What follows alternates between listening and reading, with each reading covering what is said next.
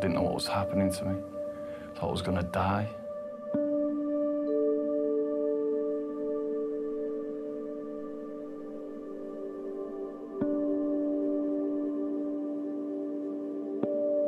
He kept saying to us, I have no idea what this is.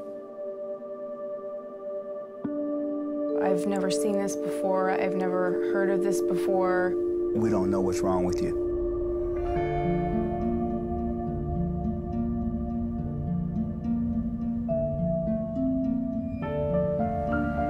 Dark and not seeing any light of recovery.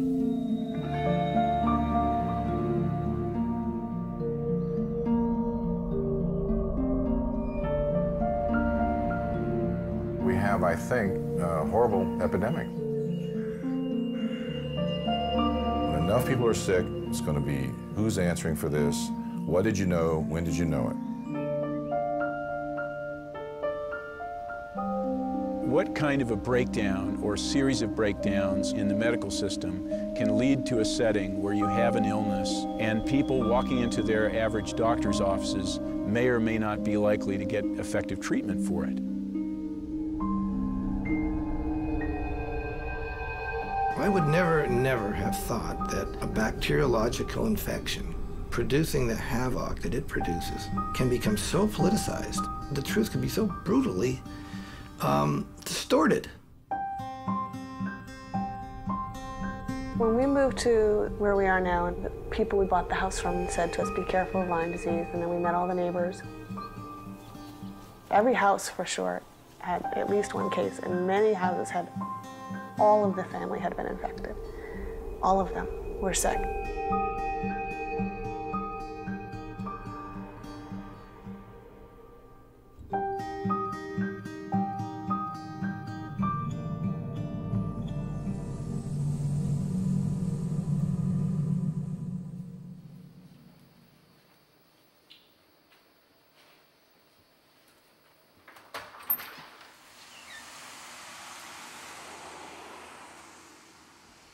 Are you able to stand up, honey?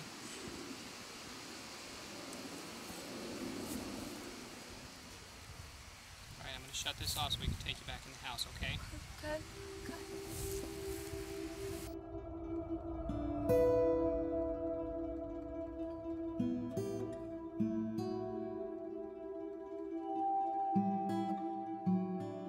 All the articles basically state that this really isn't that big of an epidemic and that it doesn't really do that much to your body, and that it's just a very easy, quick cure. A couple weeks of antibiotics and you're good to go. Obviously, those people haven't actually seen what it does. Pain, pain, pain. Relentless pain. No one would believe it. I said to my best friend, I said, look at me right now. Look at me. What do I look like? And he said, you look great. I said, you cannot imagine the pain in my body right now.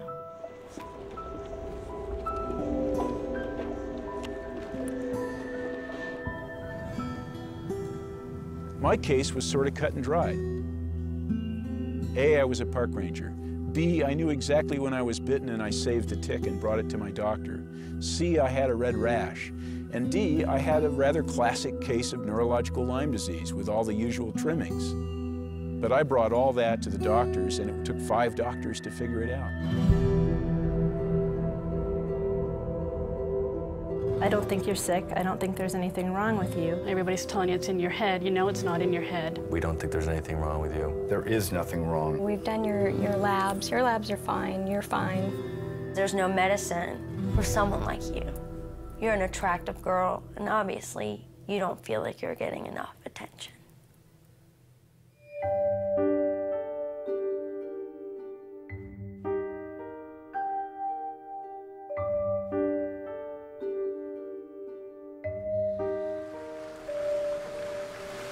This is my adrenaline now. So if you want to see me get worse, I'll just do one length, not even a lap. Half a length. I'll have to be hauled out. Like the catch of the day.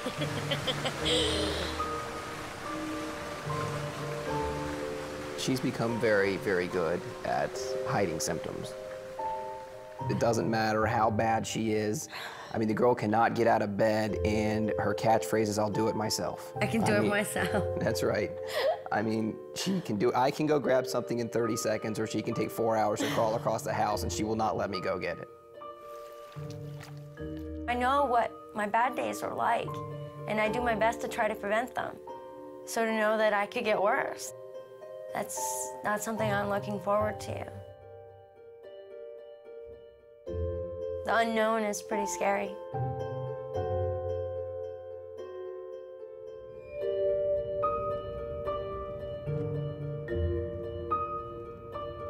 I live on the west side of the northern Sierra Nevada in California.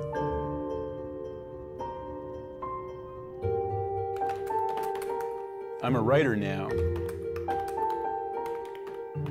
I was a park ranger for 21 years until I got Lyme disease and had to quit.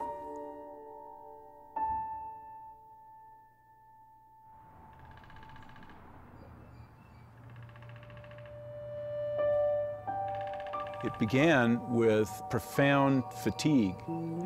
Then I developed stabbing and shooting pains. I started having vision problems, blurred vision, and then came the memory loss and the cognitive problems. And once I drove to my office, a place I'd commuted to for 13 years, and stopped on the way home and called my wife on the cell phone and told her that I wasn't sure I could find my way home. I just wasn't in good enough shape to drive. Couldn't remember how to do it.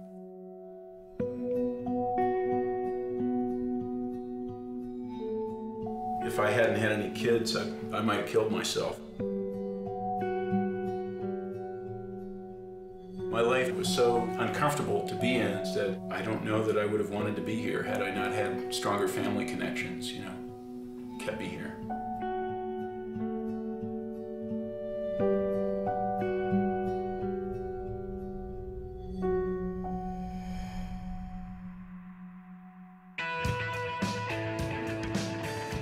I'm an event producer for U2 shows on tour. I get to do the VIP parties for all the band's guests.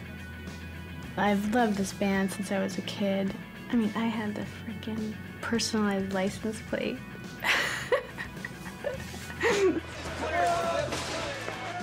Everybody's in survival mode on tour. It's insane. It's completely insane. The hardest thing is everybody thinks I'm normal.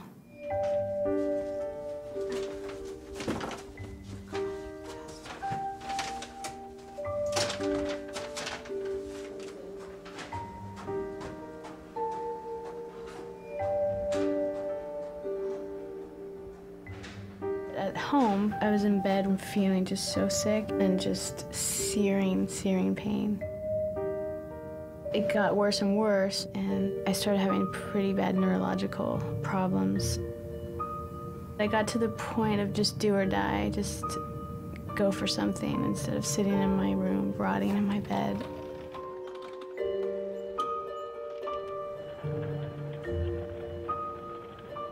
Over the last 12 years, I've been diagnosed off and on with lupus, chronic fatigue syndrome, Crohn's disease, fibromyalgia, lupus, fibromyalgia, MS, fibromyalgia, rheumatoid arthritis. Doctors thought I had ADD. Chronic fatigue syndrome, Parkinson's disease, syphilis, multiple sclerosis, MS to ALS to nothing. They were pulling anything out of their hat they could think of. Doctor after doctor after doctor after doctor after doctor, misdiagnosing her, putting her on some medication that didn't work, or just thought we were both nuts.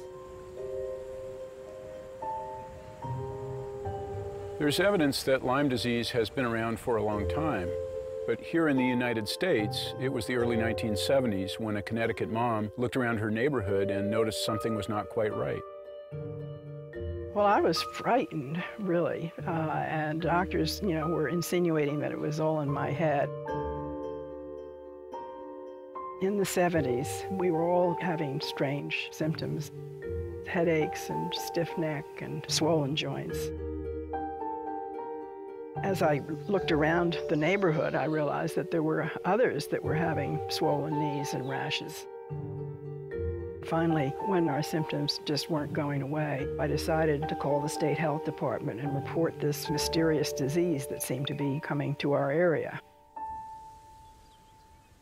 In 1981, I discovered the causative agent of Lyme disease.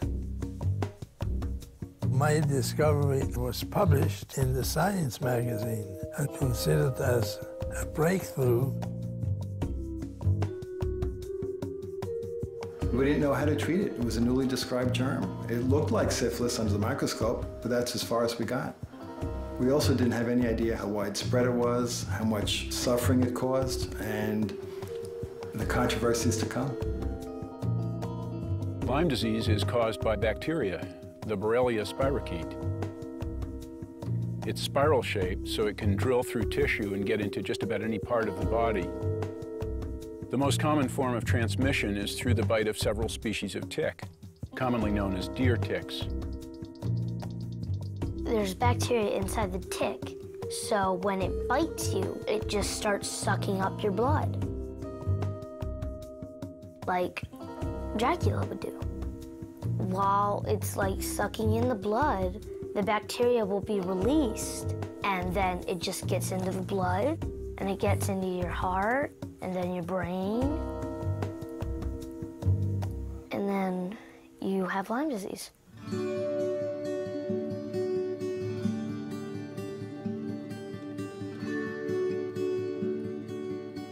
It seemed like for everything that I'd read about it that it was harmful, there was always something I'd read about it that said, oh, no, no, no. It's actually very easy to cure. Well, when I saw this doctor, you know, he said, you've got a long road ahead of you. I'm Andy to you, Sean. To be my husband. To be my husband. To have and to hold. To have and to hold. In sickness and in health. In sickness and in health. To love and to cherish. To love and to cherish. Until death do us part. Until death do us part.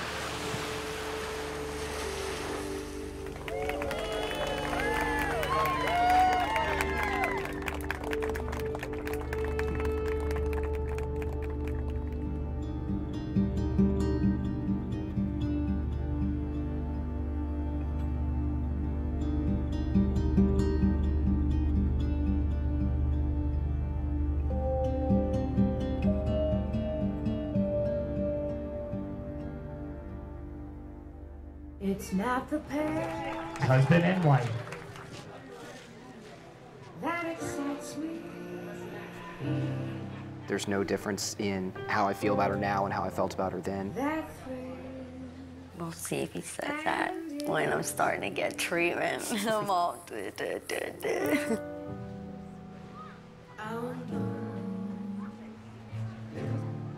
It's just the nearness.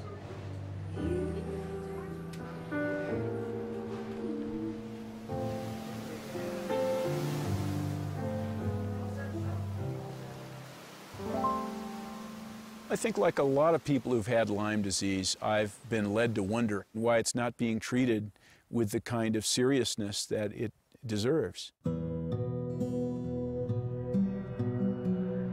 This is not a rare disease. It's thought of as a rare disease, but in fact, there's nothing controversial about the fact that it's the most common vector-borne disease in America today. It is far, far more common and much more dangerous to the average American than West Nile virus is. The Centers for Disease Control report over 20,000 new cases each year. Yet because the reporting rate is so low and the disease so often overlooked, they admit that the actual number may be over 200,000, making Lyme more prevalent than AIDS.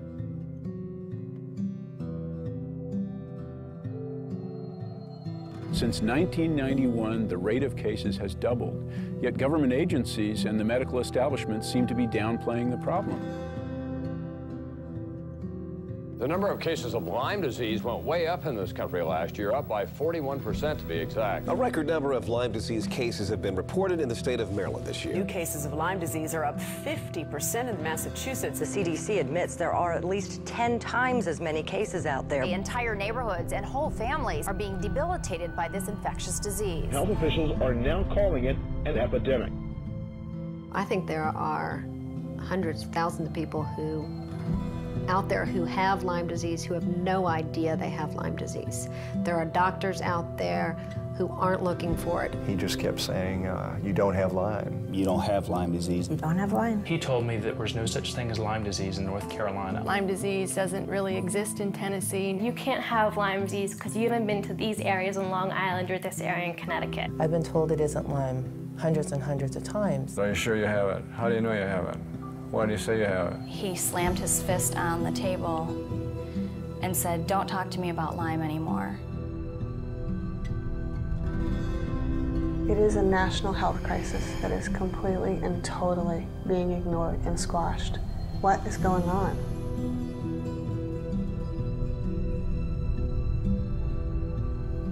We have a major problem with this disease. We have a major problem finding out who's got it, treating them effectively and quickly.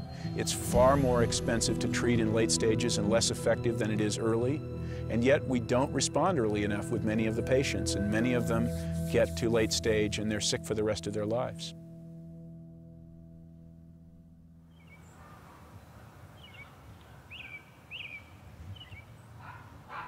Okay, quiet. No barking. No barking. Okay. I love you, my girl. I'll see you later. I'm a medical doctor with a specialty in pathology. I'm a general pathologist, but I'm doing molecular studies now in connection with my 20 years of researching Lyme disease.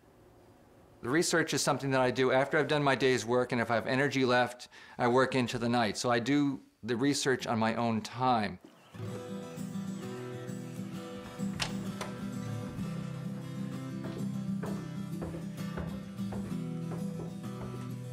Okay, hi, Travis.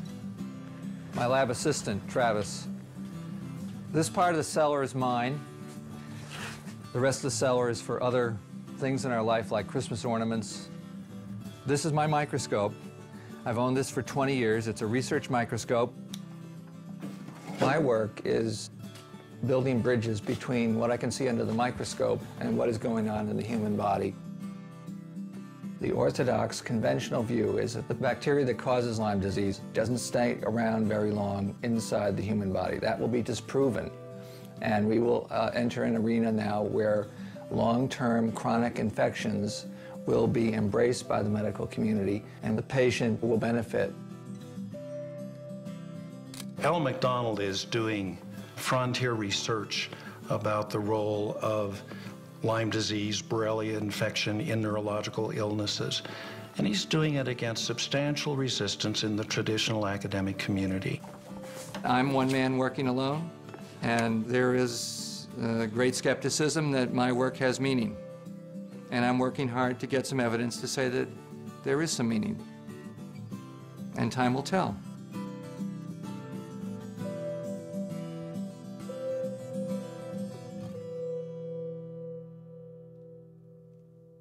Two groups of doctors are pitted against each other over just about every aspect of Lyme disease, from the very definition of the illness to how it should be treated. At the present time, the traditional medical community believes that there is basically only an acute form of the disease that is characterized in a soundbite as hard to get and easy to treat. For 10 or 15 years, there has been a second group of Lyme doctors that say, no, that's not true. Lyme disease can be a persistent chronic illness with many different symptoms. So the question that is posed at the present time is, does chronic Lyme disease really exist?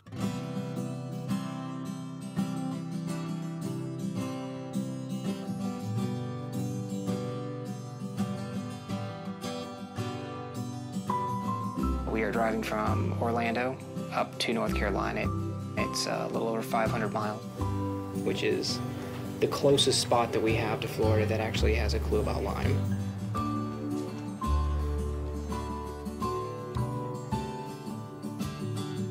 My biggest fear is that treatments would be unsuccessful.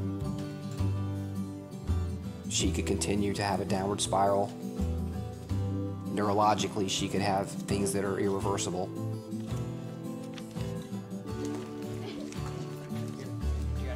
Yeah. Hey. Hey, how you doing? Hi.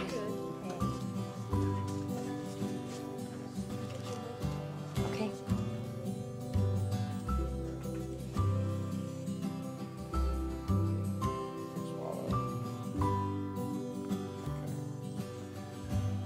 While we're optimistic that Mandy will steadily improve, I'm skeptical that it's going to be smooth sailing.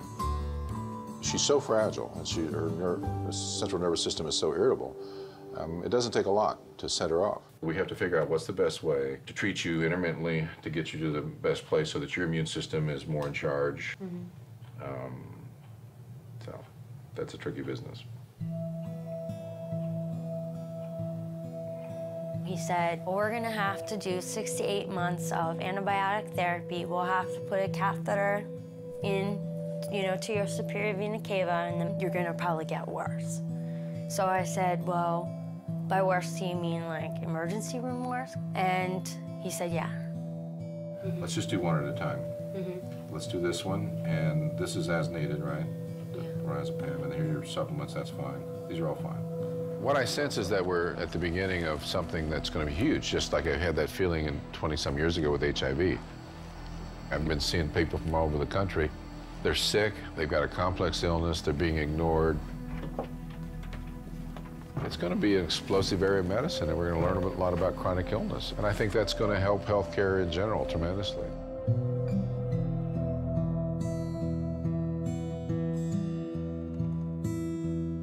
I have seen probably 30, maybe more doctors. 35 doctors. About 15 doctors. I've spent over $100,000 out of pocket. $150,000. $75,000 to $100,000. I was misdiagnosed for 3 years. 5 years, 14 years. 15 years. It's hundreds of thousands of dollars.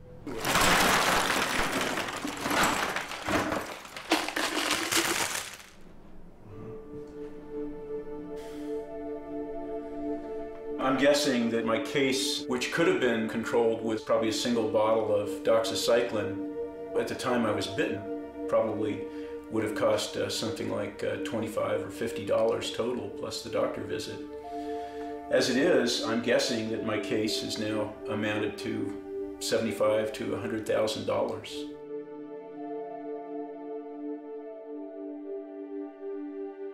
My concern is that the majority of the patients that I see here in this office, this very office, who come to me because they've been treated for chronic Lyme disease, is that they don't have any evidence of ever having had Lyme disease once. Ever. Not now, not a year ago, not 5 years ago. They didn't have the rash, they never had a positive blood test, they never had anything. You see, class, my Lyme disease turned out to be psychosomatic. Does that mean you're crazy? No, that means she was faking it. No, actually, it was a little of both. I was originally told at the very beginning that I had a very deep psychological problem. People called me a hypochondriac. They said I needed to see a psychiatrist. You need to see a psychiatrist. He told me, no, it's not Lyme. You don't have the rash. You are depressed. You're faking it. You need to get mental help. You're a teenager, get up and walk. She doesn't want to go to school, she's just depressed. You think you're crazy, but I'm not. I know I'm not crazy. This thing screws you up big time. Tally-ho. Let the drag begin. But where we are now is a town in Cape Cod, and Cape Cod is considered to be endemic for Lyme disease. Oh, I'm good. This is a male deer tick that we picked up from the ground on our very first 30-second drag. This is a deer tick nymph. This is the second stage. They'll feed on a host for 5 days, maybe, and that's how Lyme disease is transmitted. It just doesn't seem possible that this poppy seed-sized thing is going to make you bedridden, possibly for the rest of your life. Now we're trying for a deer tick female. That'll complete the trinity. And here we are. The trinity is complete. There are 2 females. Let's call them Thelma and Louise. And they're on the hunt. Oh, there's another male. There's another nymph. We get another nymph. So our odds of getting Lyme disease here are going up. Despite years of education, the incidence of Lyme disease has been raised by 40% from last year. It's only going up. This is all tick habitat, everything we're driving by here. And Lyme is turning up in states where it's never been known. I mean, I grew up in this part of the world and we didn't have a problem with Lyme disease that we know about. I'm convinced that in the long run that what we're going to learn is that we're seeing a process of ecological change.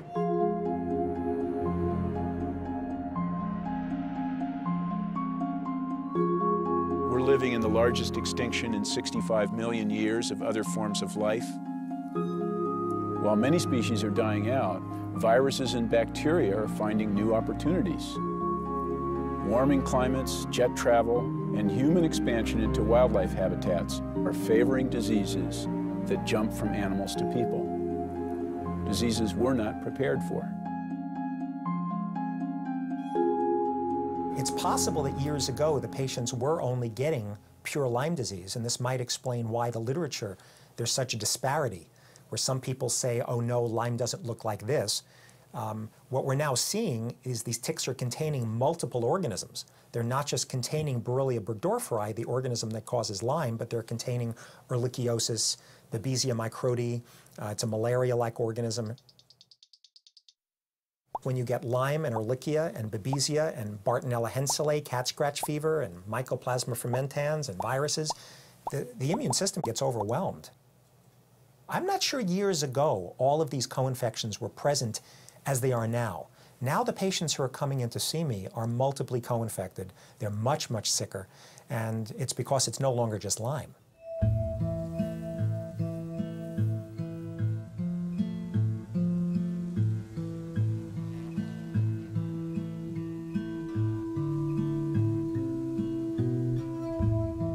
Ticks are very sensitive to dryness. Their bodies desiccate easily, and in dry weather they hide deep in mossy crevices on the barks of trees, or in the leaf litter, or in wood rat nests.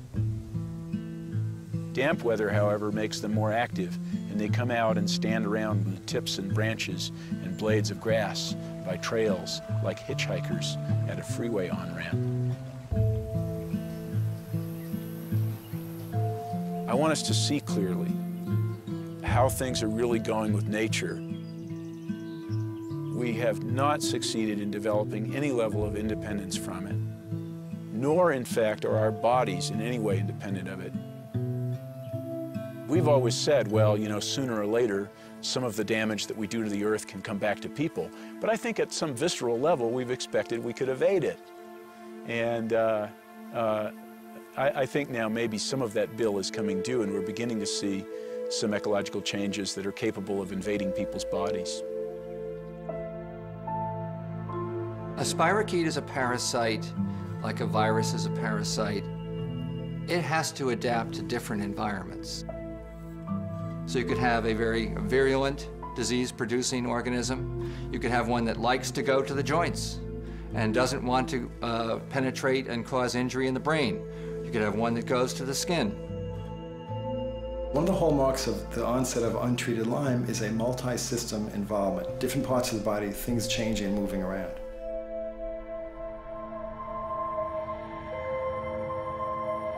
We might have a few weeks of body aches, and then you might have a few weeks of headaches, and a few weeks of real profound fatigue, and a few weeks of confusion. Or you'll have pain in the large joints, and then it'll switch to the small joints. And then, you know, you're going to a neurologist, then you're going to a bone doctor, then you're going to a stomach specialist, then you're going to a counselor. And they get labeled as being crazy. Severe headaches. Cognitive problems. Fatigue, headaches. Cardiac arrhythmias. It hurts on my foot. My knees, my back. I'm tired. I hurt. involuntary movements. Brain fog. I lost the use of my right arm. I became dyslexic. I had hallucinations. Blurred vision. Light sensitivity. It's a long laundry list.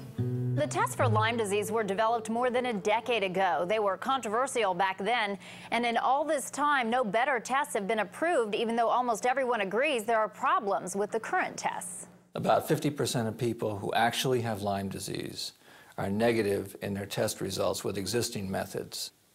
If you're unlucky and you have real disease, but you test negative, your disease is still real and you still require treatment.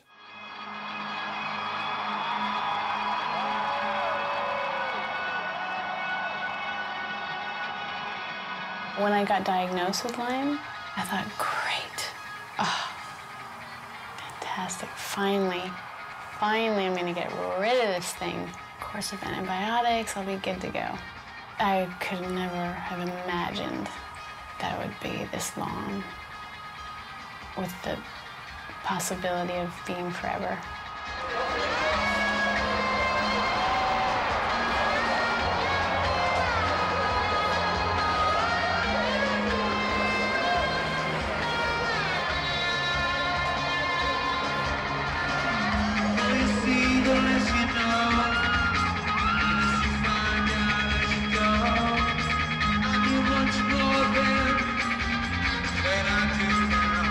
Go for Dana.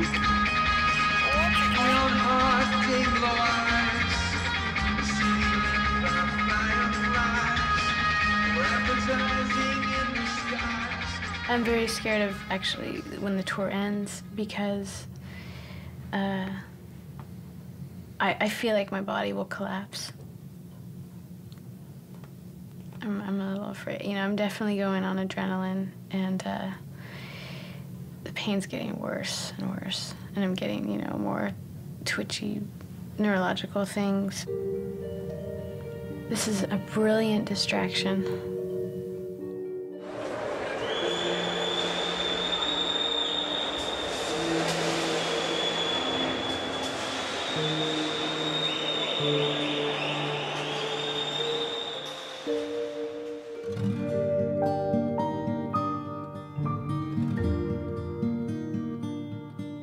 It's so weird, you know, when you're a kid, you think of what your life's gonna be, and I'm 36, I'm gonna be 37. And by now, kids and a house, and, you know, it's not what I expected. Lyme pushes you to the point of, what do you want? What are you living for? It's not enough just to be alive. I mean,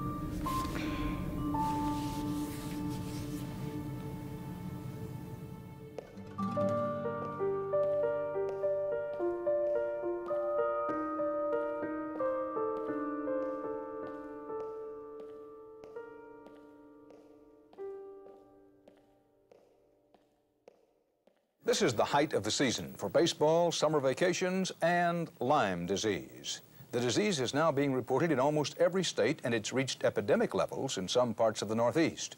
The newest research indicates that tiny bacteria pose a special risk during pregnancy, since an expectant mother may not know she's infected. We have examples of infection causing miscarriage. We have examples of infection causing death of the baby at the time of birth or shortly after birth. I've had 4 miscarriages, 2 of which were positive for Lyme disease, and we had an 18-week loss that at 15 weeks was healthy, genetically fine, and at 18 weeks the loss was proven to come from the Lyme infection. Elise came to me with Lyme disease, and it just so happened that as she was finishing up the treatment, she got pregnant. And we followed her with the pregnancy, and she was doing fine initially, and all of a sudden she miscarried. 2 weeks later, the OB came back and said, you were right, it was Lyme disease. The baby was infected, the fetus and the placenta were infected, Elise, and concluded that that's what took the life of this baby at 18 weeks. In utero fetal transmission of Lyme disease to a fetus is something that has been of concern to patients and physicians for many years. We've looked carefully at that. There have been numerous studies. There has not been one documented case of congenital Lyme disease. Well, that's nonsense, plain and simple. And it's not only nonsense, there's significant peer-reviewed articles showing transmission transplacentally and at autopsies. It's just nonsense. How could that not be? It doesn't even stand up physiologically. It makes no sense. Trying to have another baby has been very frightening. When I get excited about having a baby, I squish it. I don't let myself get excited because I'm so afraid of setting myself up for that disappointment again. And a day for me is like a lifetime. And every visit to the doctor is filled with fear. Every time I listen to that Doppler come down to my belly, I wonder, is there going to be a heartbeat today? At this point, I have had many women who've gotten pregnant who've lost the baby. Or they give birth to a baby that has Lyme, and the babies don't have, the developmental growth may be off, their IQ may be lower, they may develop seizures or some other type of neurological problem, and it's not picked up because the mother was not known to have Lyme.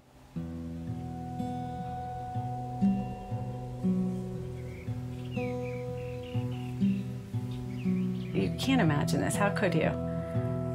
You just can't.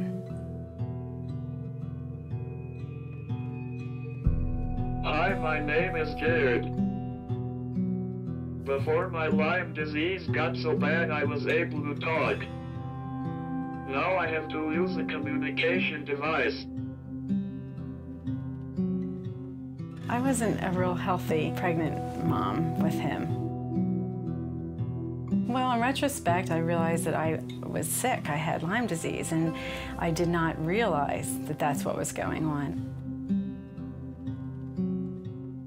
I knew something wasn't right from the time he was born. I knew it. I kept getting poo-pooed by the doctors. They said, just let him be and it'll all work out. And it didn't work out. Ready? Okay. At age 6, we got the news that he had brain damage, and they didn't really know why. They thought it was something that happened in utero and that the damage was done, and then we were to just keep moving forward. But he didn't move forward. He kept moving backwards. Get you a bend, bud. Lyme disease happened to be everywhere around us by then. It was as if every neighbor was coming down with it, and it was like hitting me from every direction, as if, you know, wake up, dummy, you're not paying attention. You know, there's Lyme disease everywhere.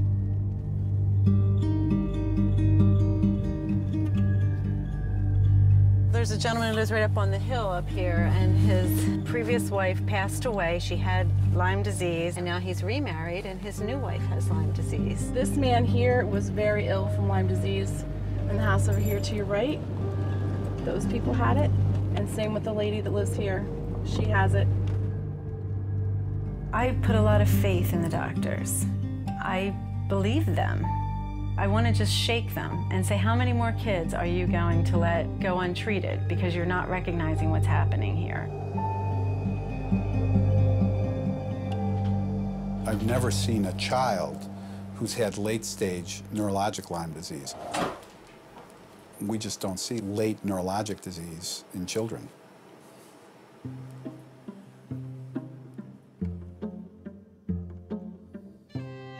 I used to do ballet, and I was in the Nutcracker a bunch of times. That time of year was always really crazy and running around, going to rehearsals and stuff, but I loved it.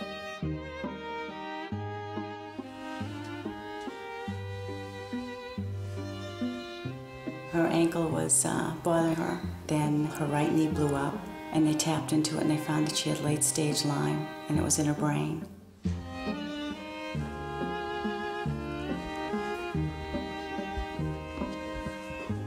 She just went downhill very fast. All of a sudden, she couldn't pick up a knife, pick up a fork, couldn't write with a pencil. And this all transpired in the time frame of overnight. They insisted that she's making it up and that she was going to have to go on psychiatric medication if she didn't stop it.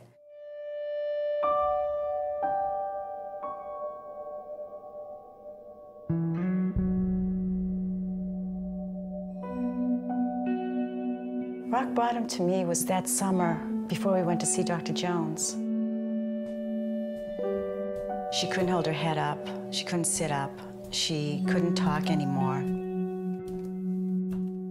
And not knowing if they were going to keep her on the medication, because they kept saying, no, only 28 days. And I said, well, I'm going to Connecticut, and I'm going to see this other doctor. And them fighting me and saying, well, he's controversial. And something in me just kept saying, no, you're going. The thing that gives me most joy in treating the children with Lyme disease is seeing them get well and cured. I don't consider it a job. I consider it to be more or less like a calling than anything. My practice consists of over 9,000 children from every state in America, from South America, from almost every province in Canada, and from every continent abroad. The practice is growing at the rate of 5 to 10 new encounters per day. They have very complex, serious illnesses. However, it's nice to see them get well.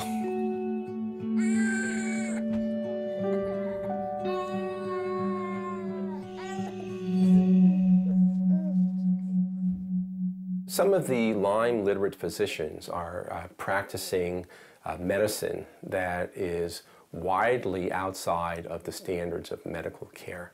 The small group of physicians feel that one can diagnose Lyme disease on clinical grounds alone, not necessarily relying on any laboratory data.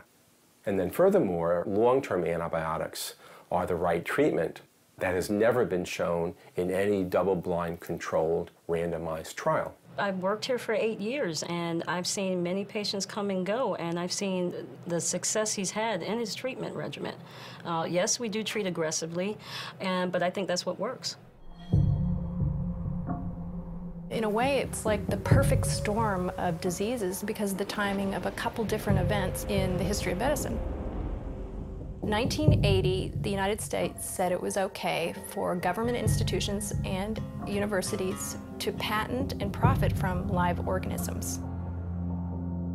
So the Lyme disease organism was discovered in 1981, and all of a sudden there was the equivalent of an Oklahoma land grab, people looking under their microscopes, patenting pieces of the organism. So the people that are credited for being the Lyme disease experts no longer shared information about a new, really dangerous pathogen. They hoarded the information because they wanted to protect future profits. You have professors, especially in the biosciences, are trying to take their discoveries, often made on the federal nickel, and take them private. They patent them, they start firms.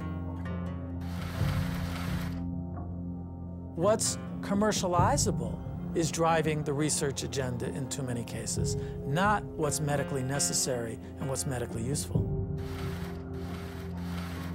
The other thing that happened was the rise of managed care. Insurance companies and HMOs realized that if they can get researchers in universities to define diseases and write guidelines for diseases a certain way, then they could help manage the escalating medical costs. And really what this means is the people who previously protected public health, so like the CDC, the Centers for Disease Control, and the NIH, and universities who didn't have any commercial interests, all of a sudden they were partners with Big Pharma, and their motivations completely changed.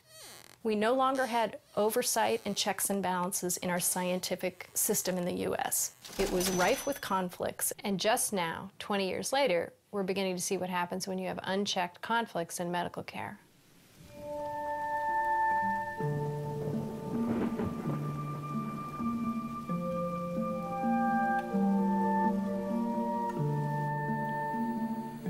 Today is July 5th, and Mandy's having a little bit of an episode.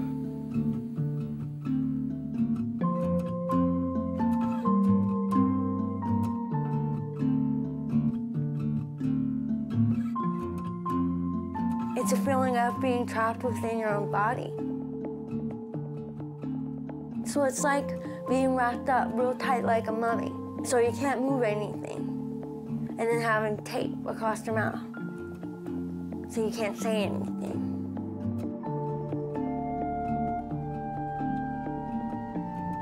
But reality is, you gotta kill them. You gotta kill the little bugs because they're taking over.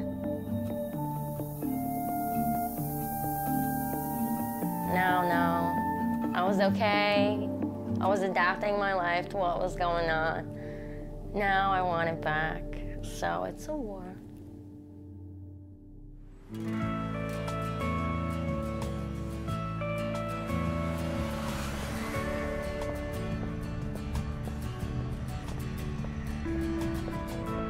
It got so bad after the tour because I really did some damage. Wasn't willing to admit it to myself or anyone. I'm in Seattle, Washington to see Dr. Klinghardt, one of the foremost specialists on Lyme disease. This is great. I feel horrible. It's perfect. He's the one that I respect the most. He's the one that I trust. I've purposely not let myself fall into the whole trap of doctor after doctor and treatment after treatment because I'm waiting for the right one. You guys ready? Come back, guys. This guy.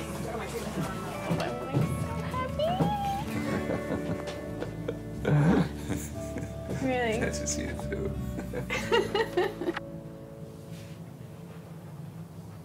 So talk to me first. Give me all the information I need to be a better doctor to you. So how do I explain 7 years of... Okay, so you've been ill for 7 years. Yeah. How old are you now? 37. What have you done in terms of treatment? When I found out, I started antibiotics. I did 6 months and I was so ill. And I just didn't see it as an answer. Lyme disease is one of the many microbes that has entered our system. And I feel as a physician that things are getting to a degree that's serious. We're watching other mammals die out and kind of think, well, I'm glad it's not me. However, as our environment becomes increasingly polluted, so do our bodies. And then will grow the bugs in us that are not compatible with human life anymore. So you have a tremendous amount of inflammation in the gut.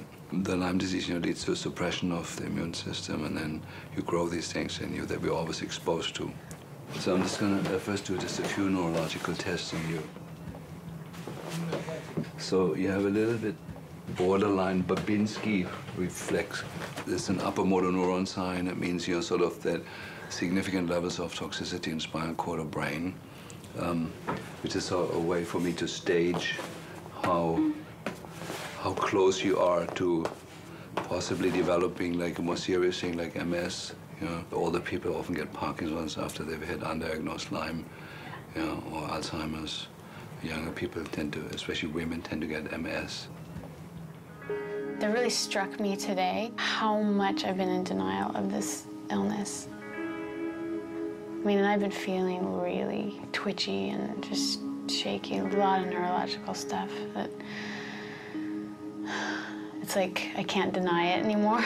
It's becoming very visible, so I think I'm just in time. There's a warning sign. This is not a mild situation. You're sort of like, you have to do, within the next few months, you have to resolve the issues that you can resolve. You have to promise that to me. I'm ready. Yeah? Yeah. It feels like just emergency. It's just a panic in my body that I've learned to just walk around with. Yeah, this is Dana. I am moving into 314. I finally feel like I can let go of it and give it to somebody else to take. There's someone to take my hand and get me through it. I really felt like that today. I can't believe I moved to Seattle. This is so crazy.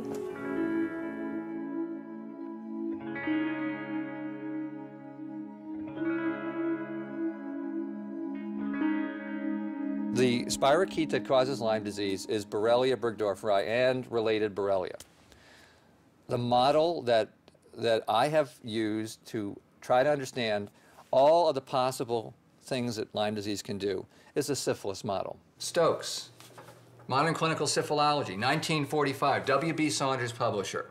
It gets into every organ system of the body, and there are chapters on manifestations in the skin, manifestations in dead babies, manifestations in the bone, manifestations in the brain, and particularly dementia, because dementia and syphilis was general paresis, and general paresis is as close as you could come to a carbon copy of Alzheimer's disease.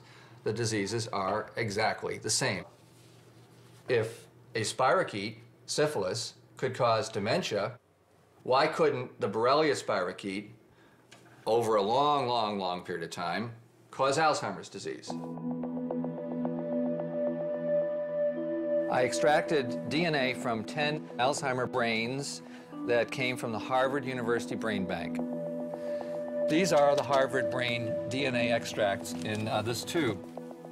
Using molecular methods, I was able to find the DNA of the spirochete, which causes Lyme disease, in 7 out of 10 of the Alzheimer brain specimens that we received from Harvard. That's incredible.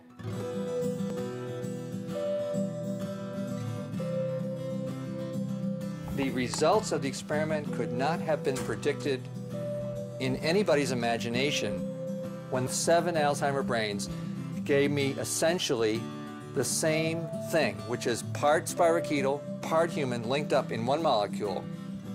I about fell off my chair.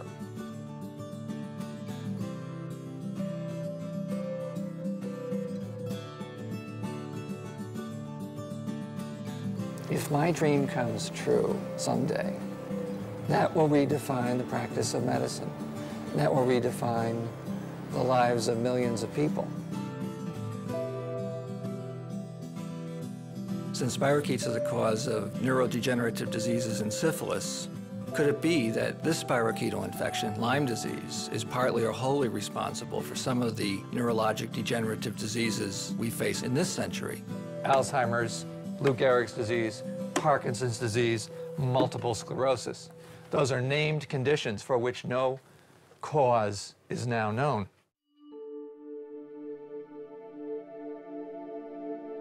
We never had, in the last 5 years, a single MS patient, a single ALS patient, a single Parkinson's patient who did not test positive for Borrelia burgdorferi. Not a single one.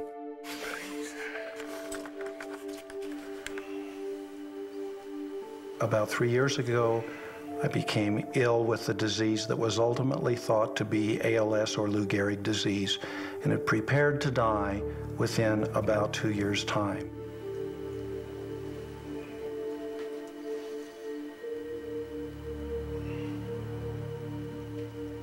My neurologist tells me that I was progressing so rapidly that without the diagnosis of Lyme disease and antibiotics, I would have continued to decline, losing strength, eventually becoming bedbound, eventually unable to talk or swallow or breathe, and would have died in a matter of a couple of years, just like anybody else with ALS. So I was started on high doses of intravenous antibiotics, only to see what would happen with no guarantees. To our amazement, within a month, my energy improved, so instead of being exhausted in an hour, I could be up and about and active for 4 or 5 hours. We're now 2 years out, and I find that if I go off of the antibiotics, I lose stamina and I'm not yet back to my full self. But the change is absolutely dramatic.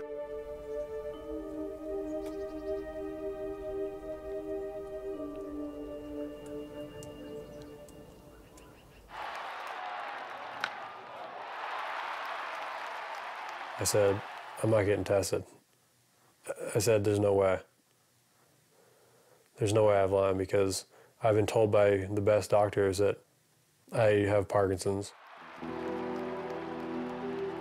My name is Ben Petrick. Baseball was kind of like my life. I went from being a gifted athlete to, there's times when it's hard to put a shirt on.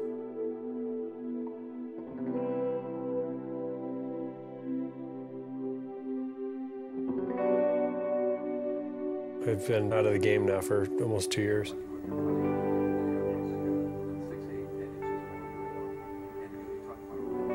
When you're diagnosed with a disease like Parkinson's, it's like a slow death sentence. That's kind of what you feel like. There's no cure for it. It's just kind of a slow deterioration of your former self.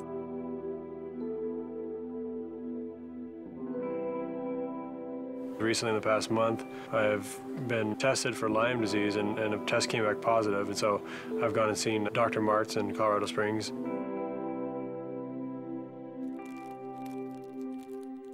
We're scared. My wife and I are sitting there going, do we want to do this? Because they're talking about sticking something in my vein that's going to go into my big artery, it's going to go into my heart. I'm going, what? So, you know, I said Dr. Martz, and Dr. Martz is phenomenal, and his stories is just miraculous. And I said, should I do this? And he said, Ben, if you were part of my family, I would chain you down and not let you leave here until you have this done.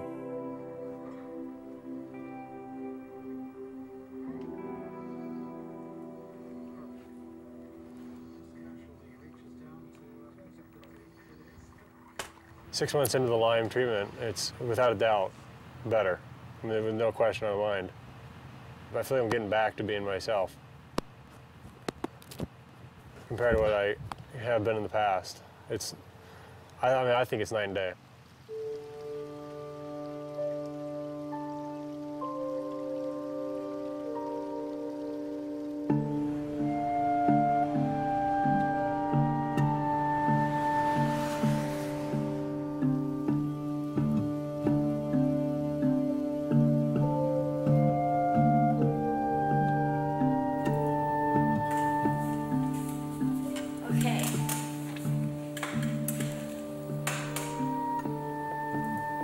What I'm doing right now is sitting in my wheelchair.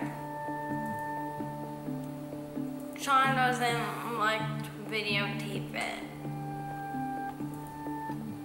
So we've gotten a couple tips about that because I think it's important for other people to see this. There are times when I feel like I need to get away. Not that I'm trying to run away from her, but that... It's too much.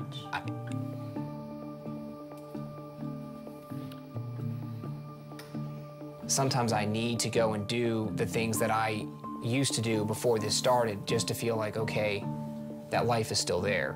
You know, I mean, just like her, That feeling's there for me too, and I just can't. I know. We were told it was going to be a long road.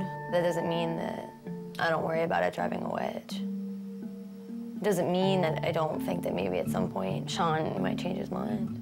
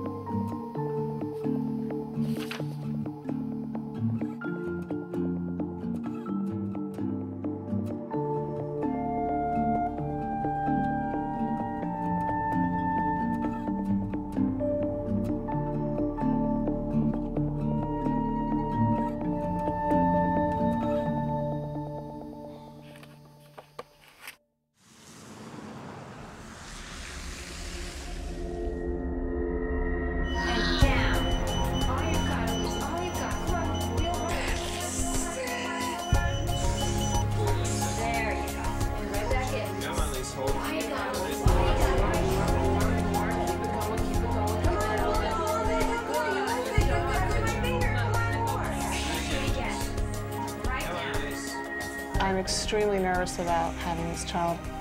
All the tests that we have to do, the fear that he'll come out and he won't be able to breathe, or there'll be something that's happened from the Lyme infection that we don't know about. It is very, very scary.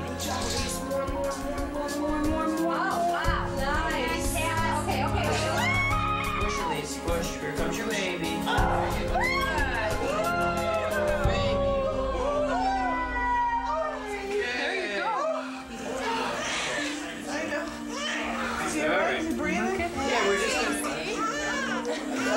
Hands moving. Placenta sample. Here.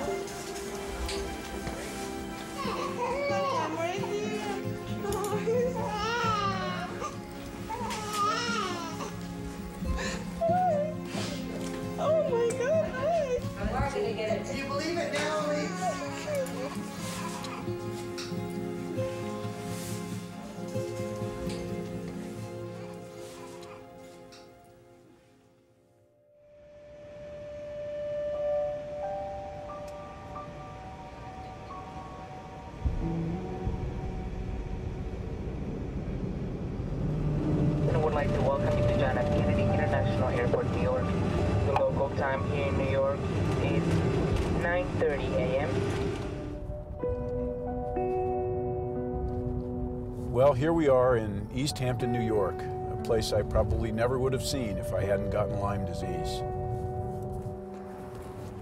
I've come here all the way from California to see one of the top Lyme specialists in the world. And I've been coming here for the last 4 years. Are you nervous riding with me? You should be. As a park ranger before Lyme, I was a highly confident person. What Lyme did to me is it sort of removed my ability to multitask. You know, I can sort of do one thing at a time if I really focus on it. See, we're not where we should be right now. Do you notice this? That's a really bad sign.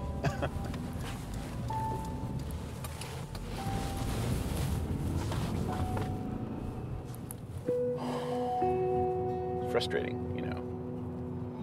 It's frustrating to be this far down the road. Now it's been almost 8 years, and to still be not back to normal.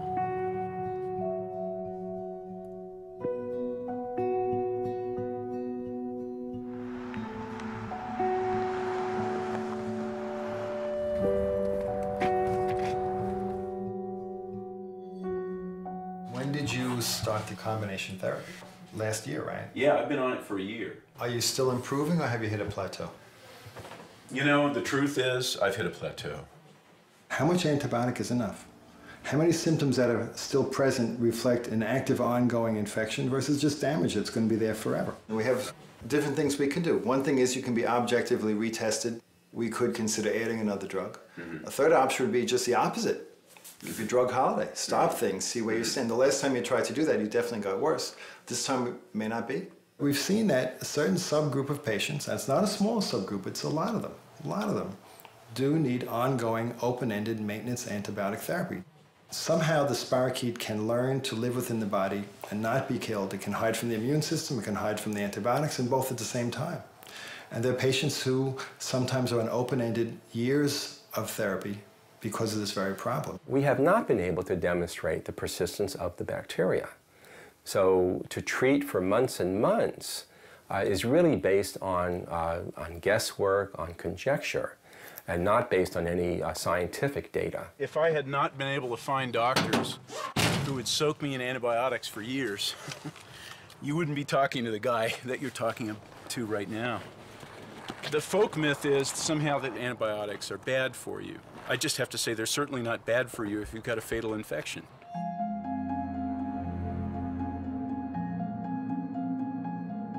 This disease, it's taken over my whole life. It's been a horrible journey.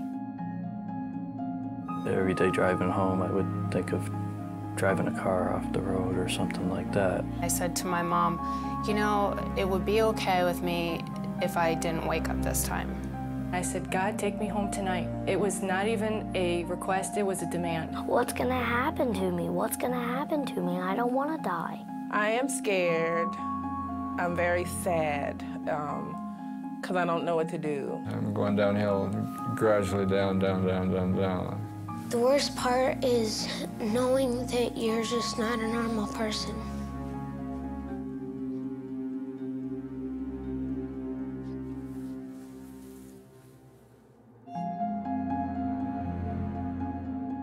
Chronic Lyme disease. It's kind of the disease du jour. There's no evidence that I can find to support the concept that there is a chronic Borrelia infection after treatment. That kind of situation has been referred to as post-Lyme syndrome or post-Lyme symptoms. Those symptoms may be due to the aches and pains of kind of daily living.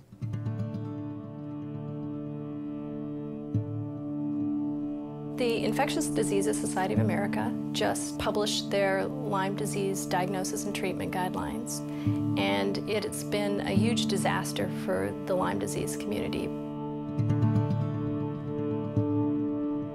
They say that Lyme is easy to treat and easy to cure. They're saying that 2 weeks typically will cure most cases of Lyme. And they say that chronic Lyme doesn't exist. If people have symptoms beyond 1 2 to 4 week dose of antibiotics, they have something else, and they send them to a psychiatrist or give them some pain meds or some steroids and send them away. If you look at the new IDSA guidelines, it's a very threatening document. It's very restrictive. So it almost was designed with a purpose in mind to restrict the treatment of Lyme. A handful of people are pretty much the gatekeepers for information about this disease. Out of 400 references that they posted at the back of the guidelines, half of them were based on articles that the panelists or people in their labs had actually written. So it's not like they went through and looked at the whole body of Lyme research to come up with the best recommendations. They looked at a small group of articles, about half of which were written by themselves. These guidelines are based on the best scientific evidence that from more than 25 years of study. It completely ignores a worldwide body of literature that is in contradiction to what they're saying. We're not going to ignore good science, but the science isn't there. We had begun deliberations, and we were going to go over the late and chronic stage. We never got to discuss late and chronic Lyme disease. There seemed to be pressure from the IDSA to put out something, even though we couldn't agree. So what happened was, Dr. Wormser did take over the chairmanship on the guidelines for Lyme disease, and we never met again. We just said, here are the guidelines, and you can sign them and agree or not. They're written in almost legalese terms, like this can be a document used in court cases, maybe against physicians, or maybe for insurance companies to justify cutting off treatment to their patients, because these are the guidelines. Really, those guidelines reflected the idea of 1 or 2 people, but they've been misused by insurance companies who don't want to pay for treatments because that particular guideline says we don't know if chronic Lyme disease exists.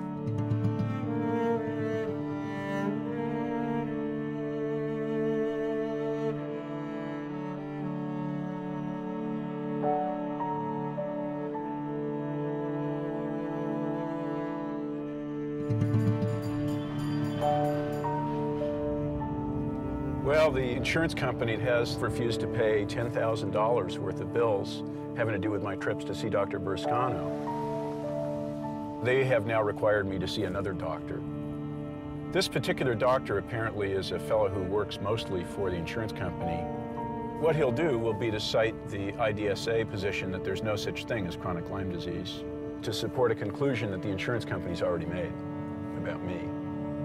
They don't want to pay.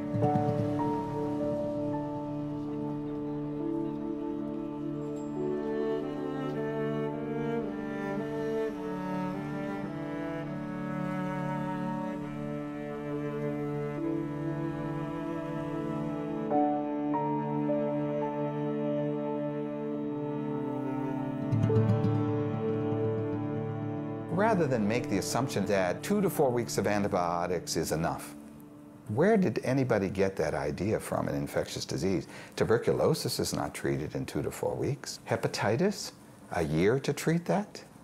HIV, indefinitely. So we're not talking about new concepts. We're talking about concepts that have not been, for whatever reason, applied.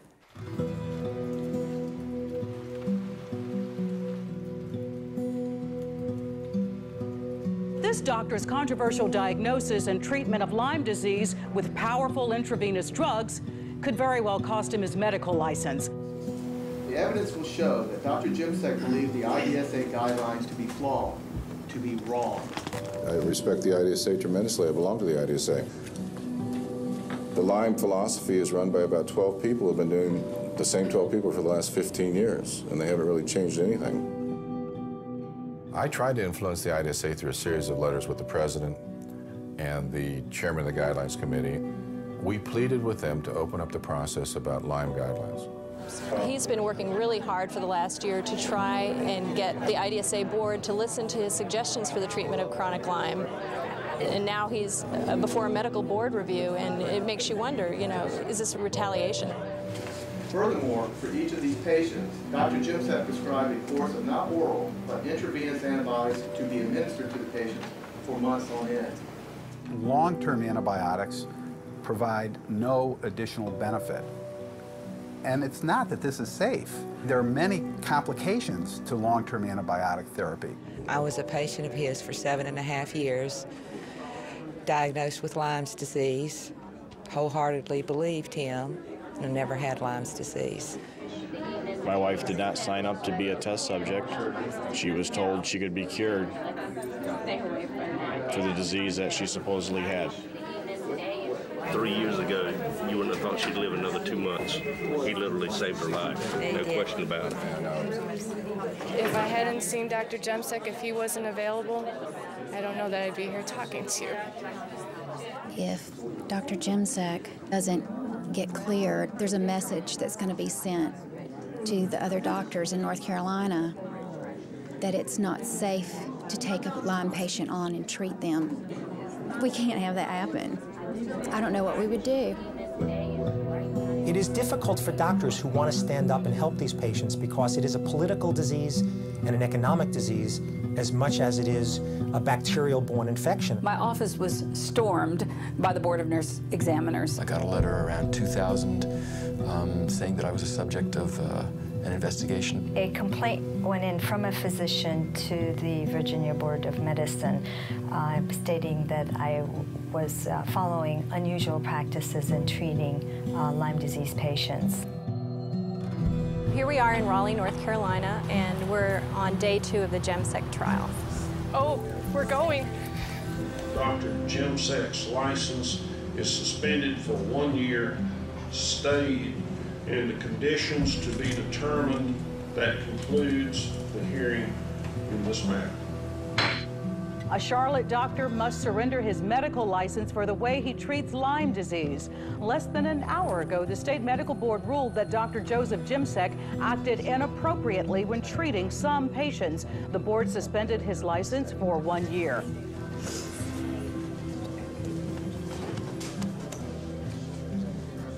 I thank you all. Thank you. Thank you. Thank you.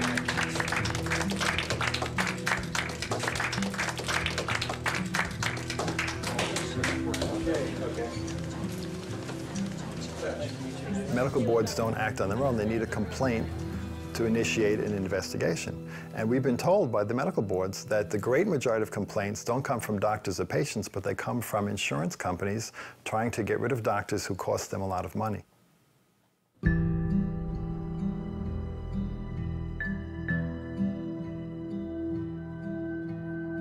There has been for many years a controversy within the medical community about how best to diagnose and treat Lyme disease. We allege that Dr. Jones prescribed an antibiotic to a patient he did not know and had never examined. As a mom, my kids were sick. I left no stone unturned. I finally found somebody that recognized what their problem might be. It was treated, in my opinion, appropriately, and my kids are better now because of it. This whole thing is kind of ridiculous, I think. It was really nothing more than a witch hunt on behalf of my ex-husband. He called me and he said he was going to lodge a complaint against every doctor that I took the children to unless I agreed not to bill him for half of the medical care. How could my dad have done this? He used to go, "You don't have Lyme disease. Dr. Jones is just making it up so he can get money." And I thought, you know what? No, he isn't, because I was always sick. And then when he told me and my brother and my family that we had Lyme disease and we got treated for Lyme disease, we got so much better.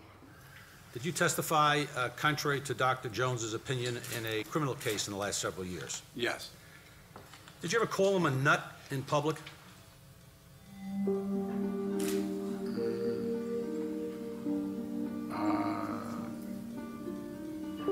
Patients develop physical complaints, but it's got a psychological basis.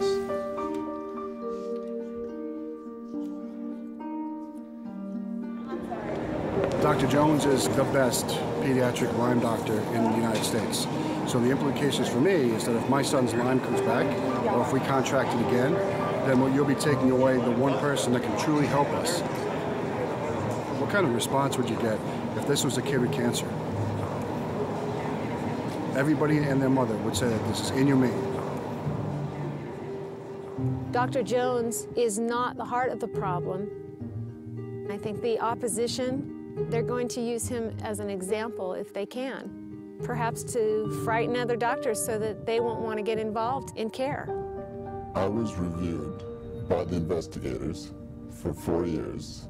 As long as I'm not too well known, it's okay to do what I do, but if I would become very well known or very outspoken, I think that I would probably lose my medical license.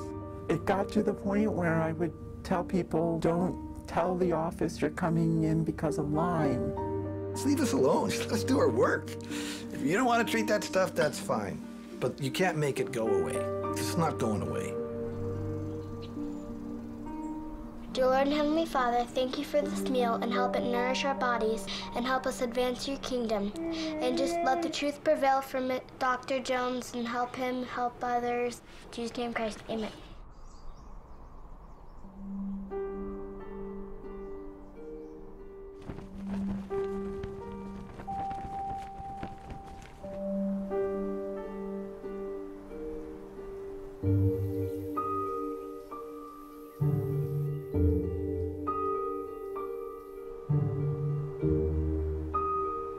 We're here today to remember Brett Paul, Doris Grade, Robert Baird, Jerry Teitelbaum Fossing. I think it really points out how dangerous this illness is. We're the heartland of the nation, and our people are dying here from Lyme disease. My son was 31 years old, and he died from Lyme disease because no one would treat him. I keep wondering what else I could have done. Should I have taken it to Europe? Should I have taken it somewhere where somebody would have done something? But we don't seem to care in this country. They just didn't try to help. When we tried to get medication for her, it was almost impossible because the medical profession is afraid to give medication for this. If I was asked whether Lyme disease could be fatal, I would say not in my experience and not suggested by any of the existing literature. My husband died 2 months ago of Lyme disease. It's specifically on his death certificate. By the time that they figure out, it's too late. The last words my daughter spoke to me, her last words just, "Mommy, they're going to kill me," and they did.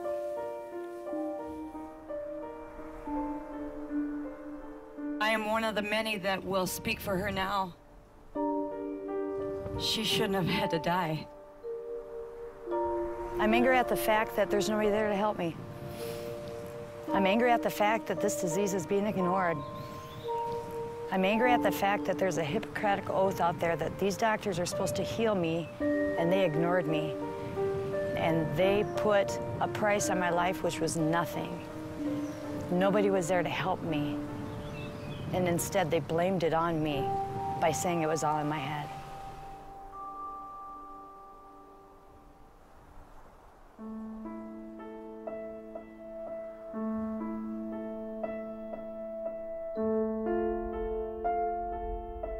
We were having dinner, just, watching TV, and she started having a reaction.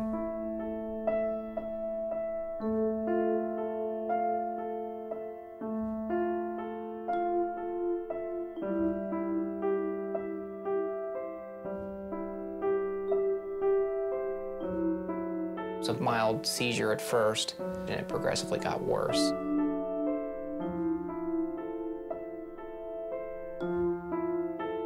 She was having a problem breathing, and then stopped breathing altogether.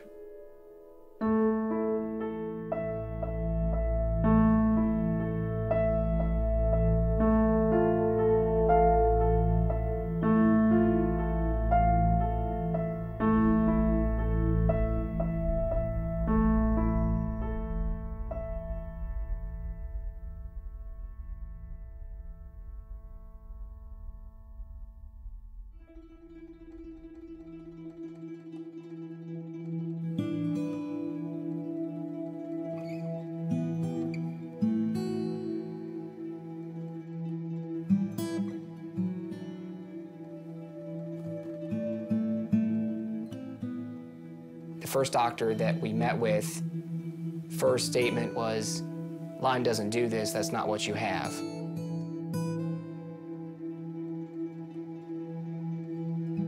Three of the doctors all asked if she's seeing a psychiatrist because they all just assumed it was in her head.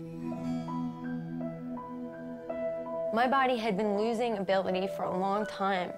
Cognitive function, physical ability to do things, and I'd been keeping it down, you know, working around it, adjusting my life. So, you know what? I don't want to hear it. And I'm sorry, but I have been dealing with it, and now we have been dealing with it. That's 10 years. That's a long time to be patient. I mean, it's frustrating to hear doctor after doctor after doctor say either A, Lyme doesn't exist, or Lyme doesn't do this, or, you know, well, what you're experiencing isn't Lyme. It's almost like they've been trained or programmed that this is what they're supposed to say.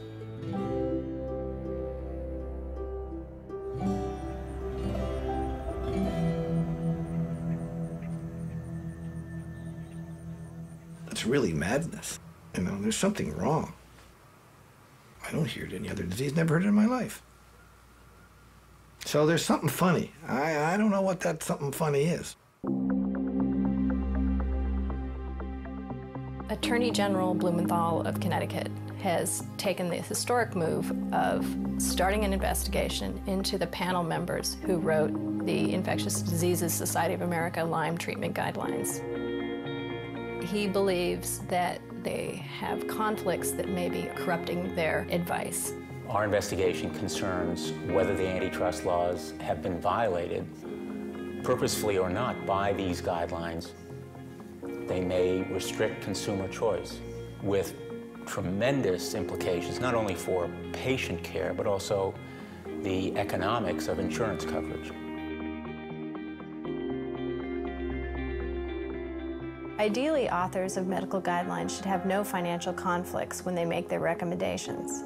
But if you look at the current IDSA guidelines authors, 6 of 14 of them or their universities hold patents associated with Lyme disease or its co-infections.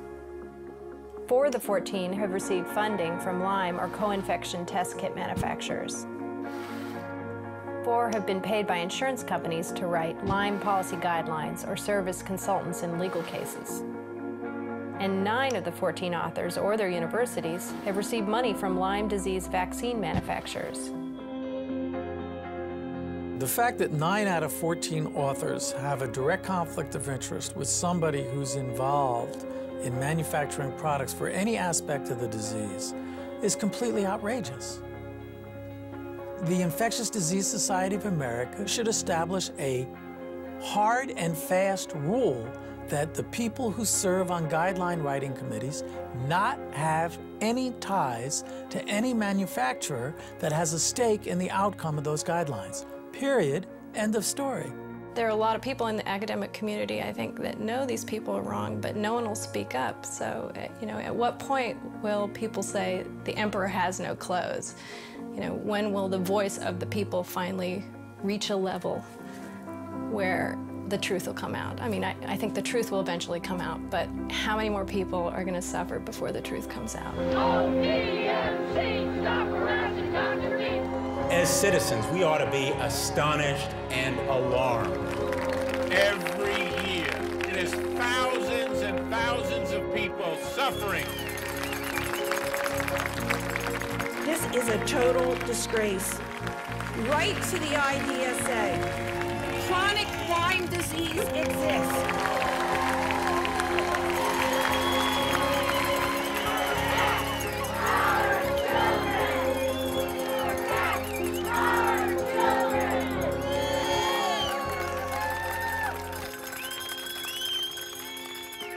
Good afternoon, everybody. Continuing hearings on the case of Dr. Charles Jones. He had their records, which did not confirm the history that the mother had given. He'd been told that Nevada providers saw no reason to prescribe an antibiotic. Nonetheless, he prescribed for both children. I hate to sound conspiratorial, but I think I have a right to be. I think that would be advantageous for me as a Lyme literate physician and the only pediatrician in the world who treats Lyme patients to be out of the picture. There's no charge that these patients were harmed.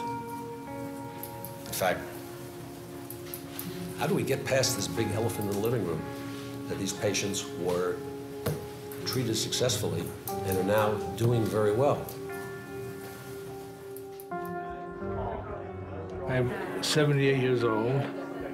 And the worst scenario is lose my license. I don't think they're going to let it go. I know that.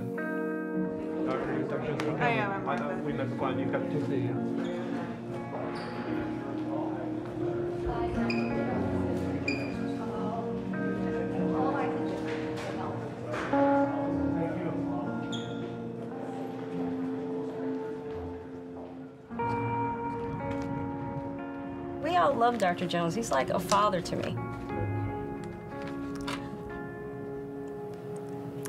If they succeed in taking his license away, I just don't feel that he's gonna feel like he needs to be here anymore. And that's very sad to me.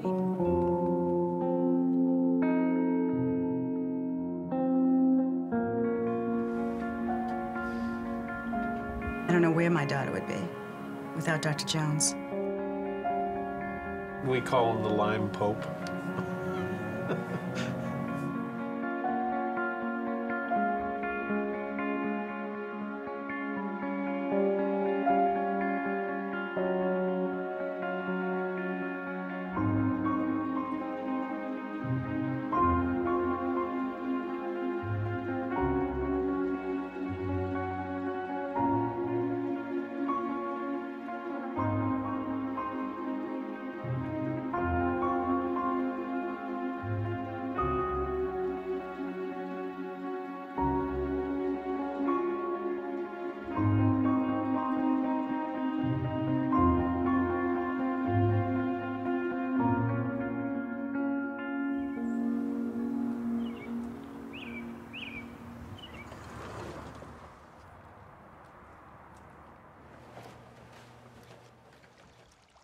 I was probably the 30th individual who had been called before a medical board for treating persistent Lyme disease. They decided to suspend my license with stay, which means that I was allowed to practice, but the damage was done. Within a few weeks, Blue Cross Blue Shield in North Carolina canceled our contract, and then they sued me for $100 million. Financially, I've lost essentially everything. I've lost my clinic. I've sold the building. In a couple months, I'll be closing the practice.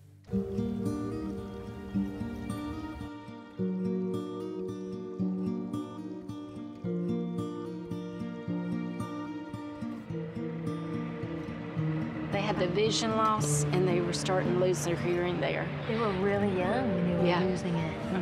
Christy, my oldest child, died 6.5 years ago from Lyme disease. She was 19 years old. Courtney is 25 years old. Can you say doctor? Say doctor. Doctor.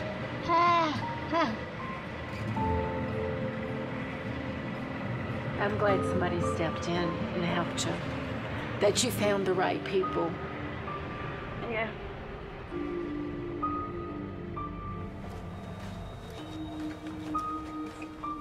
Hey, sweet. How you doing? Good, how are you? You made significant progress. I'm delighted with the fact that your multiple neurologic symptoms are so much better and that you have control of your body. You can live in your own skin. From someone who came unable to swallow and you know, bedridden, altered sense of smell and uncontrolled tremors and seizures and couldn't stand up and gosh. I'm looking good. You're looking good.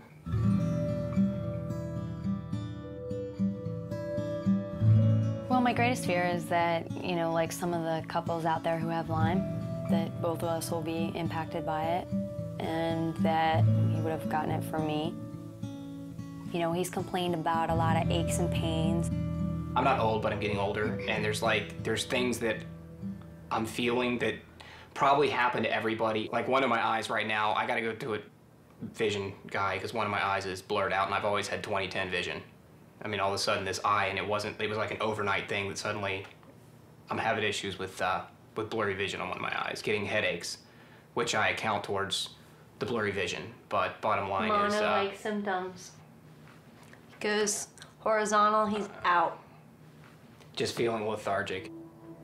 I won't tell you that it's not in the back of my mind that it is possible. Lyme is a distant cousin to syphilis, which is obviously sexually transmitted. Now, if Lyme were found to indeed be a sexually transmitted disease, it would change the landscape of the whole argument. The only way that Lyme disease is transmitted is through the bite of an Ixodes tick. We know about Lyme disease. It's something that we have a good handle on. That's really the bottom line.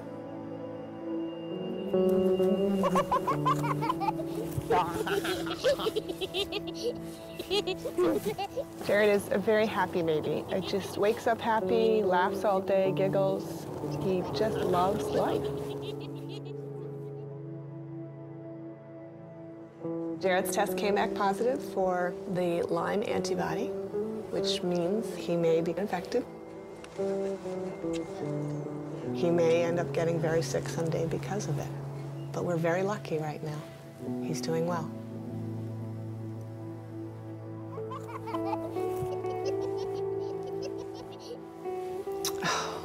I don't want to say that. I don't want to say he has Lyme disease. I don't like to use that term right now. Not yet.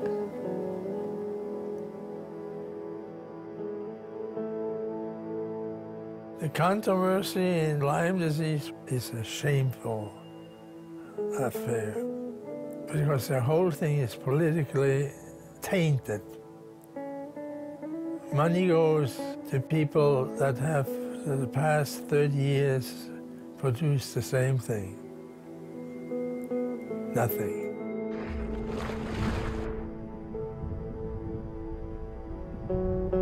Lyme disease is a significant disease we don't have a cure for. And we don't have accurate testing. That should scare people. So how do you know if you have it? How do you know how to fix it? How do you know what to do? And by the time you're so disabled by the disease, you're in a panic state. You want help, it doesn't matter. You'll pay anything to get your health back. And the fact that doctors who are willing to help you and are legitimate doctors willing to put their license, their life on the line to help you, and that it even has to come to that, is scary. Dr. Biascano, good luck in whatever you do. You're a wonderful doctor. Well, recently I decided to close my practice. The political climate for physicians treating Lyme is very difficult nowadays. This is a doctor who was hauled before the New York's Medical Review Board, I think on 2 occasions, and threatened with removal of his license. You know, I look at these charts and I think of the people who've gone blind. They've lost their hearing. They're in wheelchairs. I mean, it's terrible. And especially because so many of them, it could have been prevented if they were properly treated in the beginning. That's what kills me. Man, it was such a waste. Look at all this. Such a waste of people's lives, of money, resources, time. And all it takes is knowledge. I bet you that if these people, all of them, had seen a Lyme literate doctor in the very beginning of their illness, I'm sure more than half, if not more than 3/4 of them would never have gotten to that stage, ever.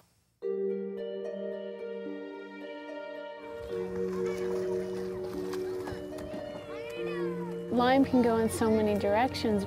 There's the people that are hit really hard that are actually crippled and handicapped and very visibly ill. And then there's people like myself that, you know, are invisibly ill, like the Walking Dead. Now there is a possibility of getting my body back. I'm feeling the best I've felt probably in years. I feel like my brain is back. I have more energy. You know, I feel much clearer. This is the first bit of hope I've had. Real hope, and for this whole time. It's almost like I started building a bridge to the other side, and I'm kind of was going that way. And now I'm looking back like, oh, I'm gonna go walk back into my body and start again. It's daunting.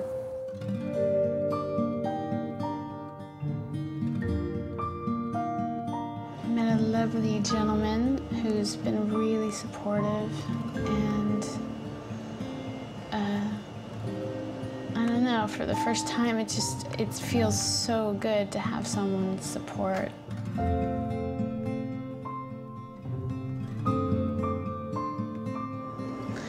I don't have to go it alone anymore.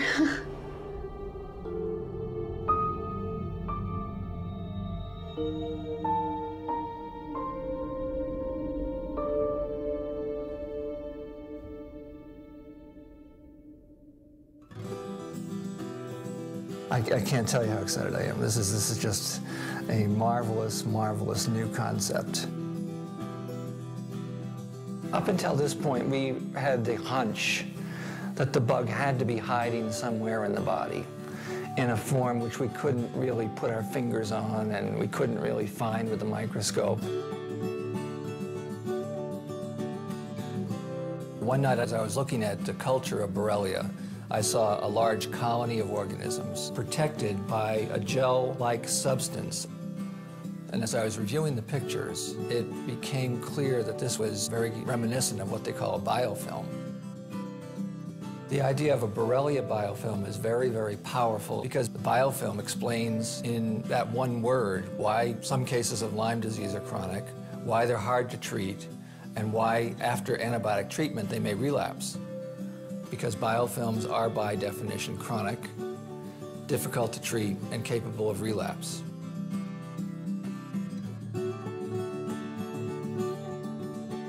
It's absolutely revolutionary. The major medical journals have published that chronic Lyme disease is not real and it's a psychosomatic condition. The biofilm model dismantles that entire argument.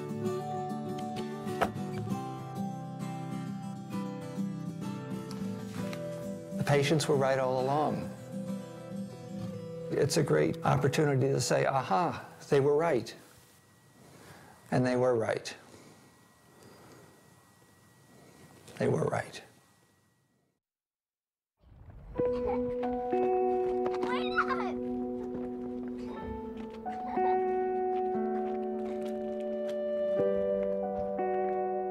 This disease nearly destroyed my family. It got really bad. It got really bad. I'm happy to have my family still. I'm thankful to them for staying with me. I'm back. I'm glad to be here.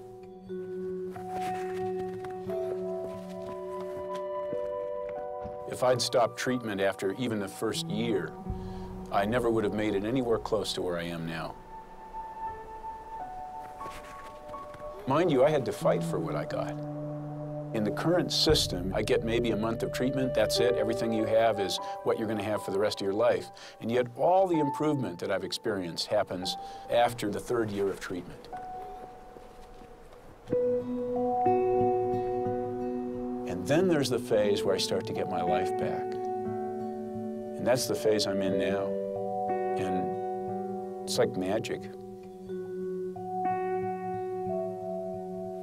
I'm so glad to be here. I can't even say.